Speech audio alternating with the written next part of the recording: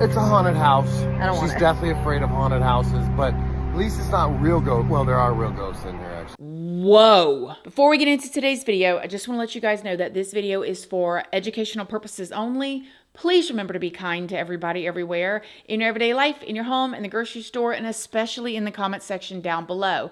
Please do not show hate to anybody, anywhere.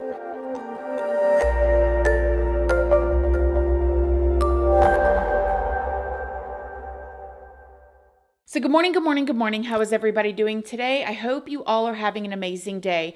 I hope you all are having a wonderful week. I hope everybody is feeling good. I hope everybody is getting outside and taking care of yourselves. So in today's video, oh my goodness. Did any of y'all watch that show, Ghost Adventures? I know a lot of people were fans of that show. When I saw the headlines about this topic today, going down the rabbit hole to kind of just figure out what's going on is like, okay. And then the story takes a turn that I was not expecting. Before we get into it though, I did want to let you guys know, if you don't already know, hi, my name is Christina. I do have a second channel, which is Casually Christina. We just do things way more casually over there. I also have a Patreon. My Patreon's for 18 and up. And over there, we talk about more personal stuff. We go live over there. There's a $2 tier for all the true crime stuff that cannot go onto YouTube due to their terms and policies.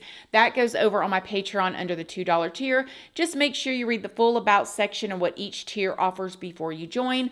I'm also on Facebook, Instagram, Snapchat, and I'm also on Like to Know It. And Like to Know It is a platform where you can find links to a lot of the things that y'all ask about, that I use, that I love, that I like workout gear, clothing items, bathing suit stuff. I know summertime's getting ready to come up, pool stuff, cooking utensils, furniture, basically anything that I can post and that I want to post, I post on my Like to Know It. And all of those platforms are linked down in the description box if you would like to come and check me out. So before we get into talking about who Aaron Goodwin is and who his wife is and what exactly happened, I need to let y'all know everything in this video is alleged. I don't know any of these people. I pull all of my information from very public news sources that is already out there. Please go do your own research and form your own opinions. So let's get into the background about this. And I'm going to tell y'all the story, and we're going to go down a little side road when I do. And at the end of the video, I will tell y'all my opinion on this. So stay to the end if you want to know my opinion. So 48-year-old Aaron Goodwin is an equipment technician and a camera operator and a co-investigator on this show, Ghost Adventures. He's originally from Portland, Oregon, but he currently lives in Las Vegas, Nevada. And before joining Ghost Adventures, Aaron worked as a cameraman operator for the UFC and several behind-the-scenes films that were filmed in Las Vegas. But now he is a beloved part of the Ghost Adventures crew. And on the show, Aaron has been referred to as this like giant teddy bear or Zach's bait of choice, because Zach, another person on the show, always picks on Aaron and kind of like picks him to be the one left behind or left alone in all these scary places. Shh, Aaron, quiet. I got more snacks for him. What When I is was a this? kid, I loved string cheese. You carry that around with Yeah, you? I brought it with. Kids love string cheese, dude. This guy carries cheese in his pocket. I got a banana. You do not. In your pocket? Wow. Oh, I got this. You got like a whole grocery Aaron, store in your organic pants. Fruits. That's why this guy carries this around with him. No, they're... Are you? Oh my God, bro. You are, I grabbed one, I grabbed two. See what you smell. Hold on. Why do I have to go through all this stuff? Hang on. Bro, I will break and start. I understand. I'm not locking it, Aaron. Yes. No, I'm not. Why aren't you going there alone? Why aren't you going there alone? Zach never goes alone. I was just saying, Aaron. If you don't know, Ghost Adventures is an American paranormal reality television series that actually premiered back in 2008 on the Travel Channel before it was then moved to Discovery Plus in 2021. The show follows ghost hunters Zach Bagans, Billy Tolley, Jay Wesley, and Aaron as they investigate locations that are reported to be haunted. Now, I'll tell y'all, I do not watch this show, but I have a friend that has watched every single episode. Like, she watches this stuff. So I'm sure a lot of y'all watch this show too. Now, each episode actually begins with the crew going out and touring the investigation site with its owners or caretakers. These introductions typically include interviews with people who claim to have witnessed the paranormal activity that's been going on there. Now, after completing their walkthrough, they are locked into the location overnight to conduct their investigation, which, hello, me, never. Some of y'all would do it? Absolutely not, okay? But in this show, they use a variety of equipment, like they use all these like night cameras and night vision cameras. They use these EMF meters. They use audio recorders, infrared cameras, and they use their famous Ovilus device. The video and audio collected during each investigation is analyzed after the investigation. The most compelling pieces of evidence are presented throughout the show, and each one is like broken down and explained. Throughout the show's history, the crew claims to have captured and experienced a lot of paranormal activity, from their devices being like messed with or to literal possessions. Now, like I said before, Aaron is usually the one that's like left behind in these paranormal hotspots during the show to see how these spirits will react. And it doesn't seem to get any easier for him after all of these years either. What was that? What was that? What was that? Where are you guys? Now, whether you believe the show is real or not, I think we can at least all say that people find it very entertaining. Aaron in particular is pretty funny and is always cracking jokes. The guys always seem like they're having a really great time together and genuinely enjoy each other's company and the adventures that they go on together. Now, Aaron, he started dating a 32-year-old woman named Victoria. Before meeting Aaron, Victoria was a collegiate golfer with dreams of going pro, but she ended up being diagnosed with a rare illness that held her back. In August of 2022, Aaron and Victoria got married at the Haunted Mansion in Disneyland, California. And me personally, when I found that out, I thought, okay. But like I say in a lot of these kinds of videos, Aaron and Victoria's relationship seemed perfect on social media. We see this time and time and again, okay? And everybody was rooting for Aaron. Like, he found this woman, they're in love, they get married at the haunted house at Disneyland, which seemed right on brand for the show and for him. And, everything just seemed perfect. However, it wasn't. Seemingly, unknowingly to Aaron, his life was actually in danger. On March 6th of this year, 2025, Victoria was arrested for a murder for hire plot against Aaron. Yeah, Victoria is accused of plotting against Aaron back in October of 2024 with an inmate in the Florida prison system while Aaron was actually away filming for Ghost Adventures. Investigators say that they only found out about Victoria's plot when the COs found and seized a cell phone in an inmate's cell, and they took it in as contraband, and so they examined it. So they're in there, they're doing a search in this inmate's area, whether he was in a cell or at a bunk. They got this phone and then they started going through it. Now, on the phone were messages from Victoria saying that she was wanting to get out of her marriage. And y'all, we see this all the time. But she asked the inmate, "Am I a bad person because I choose to end his existence and not get a divorce?" The investigators say that Victoria also provided information about Aaron's exact location and filming times in California. She wasn't just saying these things to him, allegedly, according to the information that's coming out.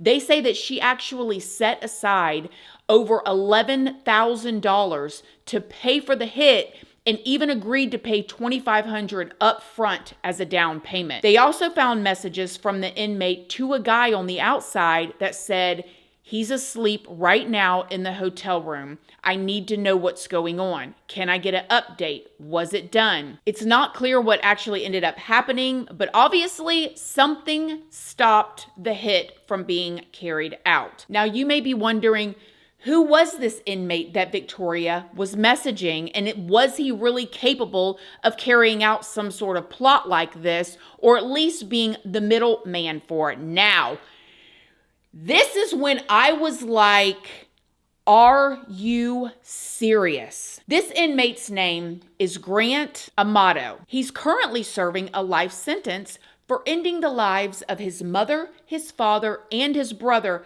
just back in 2019. Now, before Grant got arrested for doing this to his mother, his father, and his brother, he was a nurse. He was actually suspended from his job in 2018 for suspicion of stealing and improperly administering medication to patients. Hospital staff had allegedly found 8 empty vials of sedative propofol, which had not been ordered by any doctors, in 2 rooms that Grant was working in. When Grant was questioned, he said that he had administered the medication to patients who were not adequately relaxed. The hospital ended up firing him, and the police arrested him for grand larceny. However, for unknown reasons, the charges were later dropped. But Grant was still unemployed, and he had been having trouble finding a new job. Because of this, he decided to try to become a streamer on Twitch.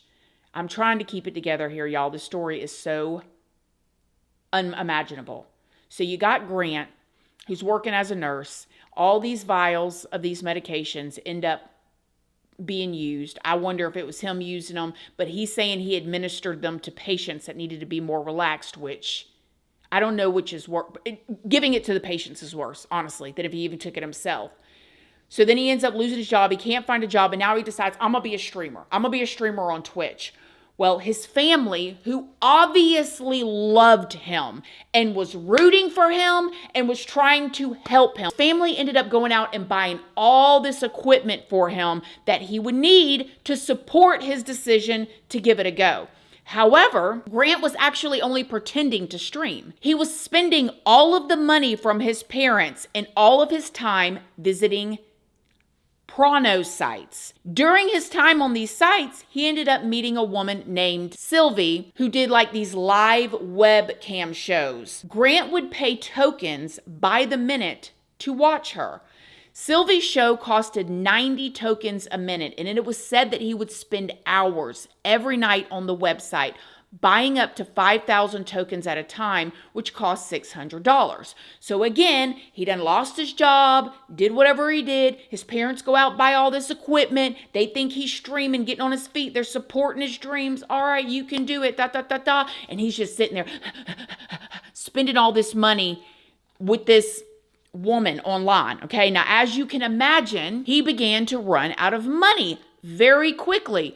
This is when he started stealing credit cards from his family, claiming that he was only using them to start up his Twitch streaming career, when in reality, within a few months' time, Grant had spent over $200,000 of his family's money watching this chick streaming online and sending her gifts, while his family, again, is being supportive and had no idea. However, by this point, Grant's family ended up finding out about what he was doing, and so they sent him to rehab.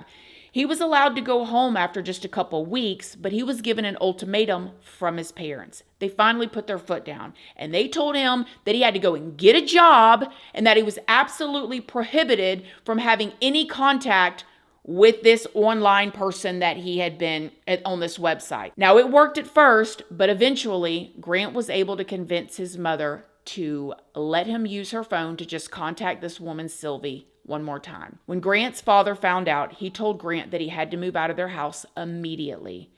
All of this led up to January 24th of 2019, and on that day, Grant's mother was at home sitting on her computer when her son, who she bent over backwards to help, snuck up behind her and discharged a firearm in the back of her head. And then afterwards, he waited for his father to come home. Once his father got home and he walked into the kitchen, Grant discharged this weapon twice on him. Then Grant used his father's phone to text his brother and ask him to come home. You guys, you can imagine his brother gets his text message from his father. And so his brother rushed home. And when he got home, Grant did the same thing to him as well. After all three of them were gone, Grant attempted to stage the scene to appear as if this whole situation had just randomly taken place. And he put the weapon that he used in his brother's hand and he took off to try to set his brother up for the fall of this. He ended up being arrested the very next day, and he just maintained his innocence through it all. His trial was in July of that year, 2019, and he was indeed convicted. And during the sentencing phase, his last remaining immediate family member, who was his older brother, testified against him. Grant received 3 life sentences without the possibility of parole, and when asked if he felt any remorse, Grant said, "My family has been blaming me for months for ruining their lives, stealing, and not following the rules of the home. So I might as well be blamed for this too." Yeah. According to Grant's former attorney, he says that he is not surprised that Grant was allegedly involved in this plot because he believes that Grant likes the attention and wants to feel useful regarding the plot with Victoria against Aaron. He also went on to say that Grant was seemingly like a normal person until he did what he did to his family. I beg to differ. I think he was probably suppressing it for a while. I mean, the hospital incident, at best, he was administering extra medication to other patients.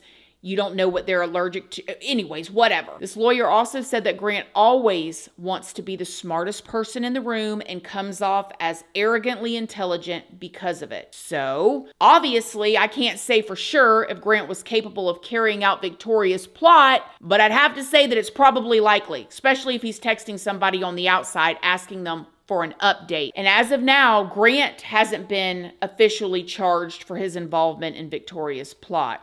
According to investigators, Victoria has denied wanting Aaron to actually be killed.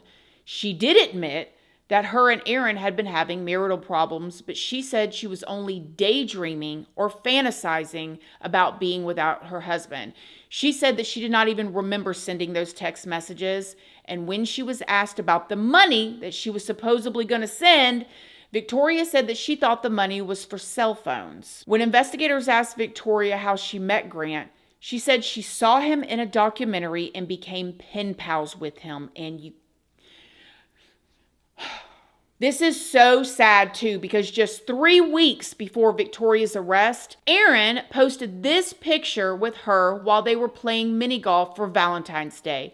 The caption says, "My Valentine always beats me at mini golf." And before that, during New Year's of just last year, just 2 months after this alleged hit was supposed to be carried out, Aaron posted a picture of them together.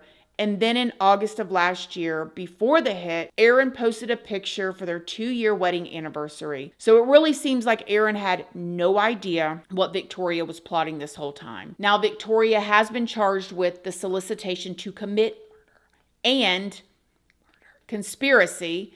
She is currently in custody and she has a $100,000 bond in Clark County, Nevada. Aaron has told TMZ that he thought he was in a happy marriage and that he's been totally blindsided and devastated by all of this.